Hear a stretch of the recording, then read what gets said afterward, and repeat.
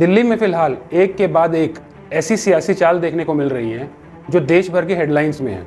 पहले ये खबर आई कि दिल्ली में प्रेसिडेंट रूल लगने वाला है और फिर ये कि दिल्ली के सीएम केजरीवाल को सुप्रीम कोर्ट से जमानत मिल गई और बाहर आते ही उन्होंने कुछ ऐसा कदम उठाया जिससे सब चौंक गए। 17 सितंबर यानी ट्यूसडे को शाम को 4:30 बजे दिल्ली के सीएम अरविंद केजरीवाल ने अपनी पद से इस्तीफा दे दिया। आज से 2 दिन के बाद मैं सीएम की कुर्सी से इस्तीफा देने जा रहा हूँ। Arvind Kejriwal has quit as Delhi's chief minister. He's handed over the reins in the capital to his loyalist and trusted aide Atishi.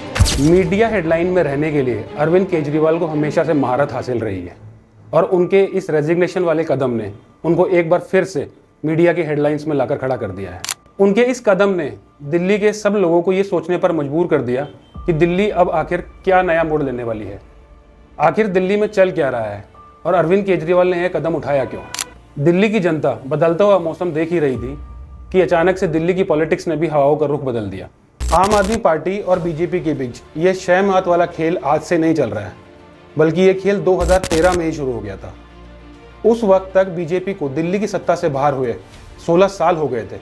उस वक्त की शीला गवर्नमेंट की नेगेटिव इमेज की वजह से बीजेपी को दिल्ली में सरकार बनाने की पूरी उम्मीद हो गई थी, लेकिन 32 सीटें और 44% वोट पाने के बाद भी बीजेपी को दिल्ली में अपोजिशन में बैठना पड़ा और सिर्फ 28 सीटें जीतकर आम आदमी पार्टी कांग्रेस के सपोर्ट से दिल्ली में सत्ता में आ गई। उस दिन से बीजेपी और आम आदमी पार्टी में घमासान जारी है। हर बार लोकसभा की 7 सीटें बीजेपी जीत जाती है और विधानसभा की 90% से ज़्यादा सीटें आम आदमी पार्टी जीत जाती है। साल 2015 में 90 में से 67 सीटें, 2020 में 90 में से 62 सीटें आम आदमी पार्टी ने जीत ली और बीजेपी के लिए दिल्ली की पावर में आने का इंतजार और लंबा होता गया। अगर अभी की बात करें तो 30 अगस्त 2024 को बीजेपी के 8 एमएलए प्रेसिडेंट मुर्मू से मिलने जाते हैं और उन्हें दिल्ली में कॉन्स्टिट्यूशनल ब्रेकडाउन के बारे में बताते हैं और एक कॉम्प्रिहेंसिव रिपोर्ट भी उन्हें सौंपते हैं। इसके बाद प्रेसिडेंट मुर्मू होम मिनिस्ट्री को फाइल भेज देती हैं और इसके ऊपर इमीडिएट एक्शन लेने की बात करती हैं। इसके बाद से दिल्ली में प्रेसिडेंट रूल चलने की हवाएं गर्म हो गई थी।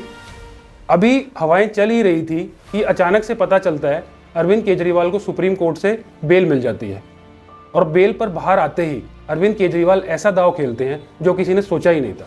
अब 17 सितंबर को दिल्ली को एक नए फेज के रूप में दिल्ली की एक मिनिस्टर नए सीएम के रूप में मिलती हैं जिनका नाम आतिशी है। ये दिल्ली की तीसरी वुमेन चीफ मिनिस्टर भी हैं। इससे पहले सुषमा स्वराज और शीला दीक्षित 2 वुमेन सीएम दिल्ली को ऑलरेडी मिल चुकी हैं। आतिशी जो हैं दिल्ली सरकार में सबसे ज़्यादा पोर्टफोलियो देखती हैं और दिल्ली सरकार में सबसे ज़्यादा कॉम्पिटेंट भी मानी जाती हैं।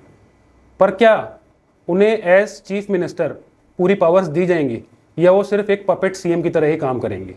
कम से कम दिल्ली के मिनिस्टर सौरभ भारद्वाज की बातों से तो ऐसा ही लगता है। देखिए, ये सवाल ज़रूर चल रहा है कि मुख्यमंत्री कौन नया बनेगा, मगर मैं आपको एक पूरी जिम्मेदारी के हिसाब से बता रहा हूँ, ये बात कोई मायने नहीं रखती कि कौन आदमी उस मुख्यमंत्री की कुर्सी पे बैठेगा, क्योंकि मैंडेट अरविंद केजरीवाल का है। जनता ने अरविंद केजरीवाल को चुना है।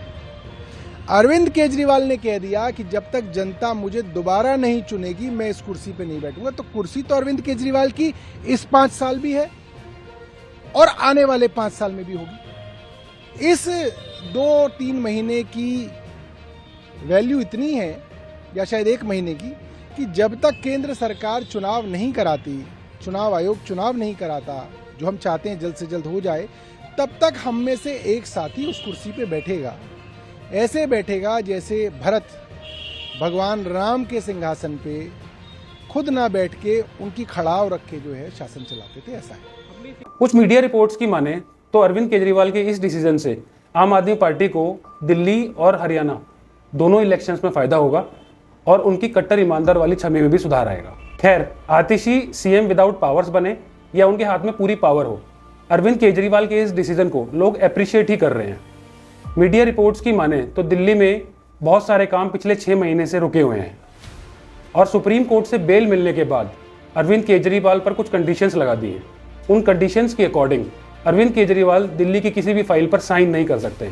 ऐसे में अरविंद केजरीवाल का रिजाइन करना और नए सीएम को प्रपोज करना दिल्ली और दिल्ली वालों के फेवर में ही माना जा रहा है।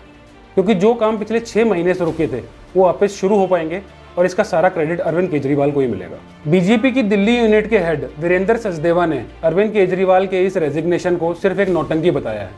उन्होंने ये भी एलिगेशन लगाया है कि इनके शासन में दिल्ली के सभी डिपार्टमेंट्स करप्ट हो चुके हैं। बीजेपी के कुछ सीनियर लीडर्स ने भी अरविंद केजरीवाल के इस स्टेप को सिर्फ नौटंकी बताया है। वहीं कांग्रेस की बात करें तो वो वेट एंड वॉच की स्ट्रेटजी अपनाए हुए हैं और उनकी सीनियर लीडरशिप ने इस पर अभी तक कुछ खास कमेंट नहीं किया है, लेकिन उनकी दिल्ली के कुछ लीडर्स ने इस डिसीजन को अपोज किया है। जहां एक तरफ बीजेपी कोई भी वार करने में पीछे नहीं है, दूसरी तरफ दिल्ली की जनता के मन में ये सवाल चल रहा है कि क्या अरविंद केजरीवाल इसके ऊपर पॉलिटिक्स खेल रहे हैं या ये कोई मजबूरी में लिया हुआ डिसीजन है। तो फैसला एंड में जाकर दिल्ली की जनता को ही करना है कि वो आगे चलकर क्या चूज करेंगे और आने वाले दिन ही बताएंगे कि दिल्ली के ऊपर कौन राज करेगा। अरविंद केजरीवाल के रिजाइन वाला डिसीजन एक मास्टर स्ट्रोक साबित होगा या इससे पार्टी को नुकसान उठाना पड़ेगा, ये तो आने वाला समय ही बताएगा। फिलहाल तो आम आदमी पार्टी नए सिरे से पूरी कोशिश कर रही है कि किसी तरह से जनता का विश्वास वापस हासिल किया जाए। अगर आप दिल्ली से हैं तो आपको क्या लगता है, क्या आप वापस अरविंद केजरीवाल पर विश्वास कर पाएंगे या इस बार आप किसी और पार्टी को सत्ता में आते हुए देखना चाहते हैं? अपने व्यूज़ मुझे कमेंट कर ज़रूर बताएं और वीडियो अगर पसंद आया हो तो इसे लाइक एंड सब्सक्राइब ज़रूर करें।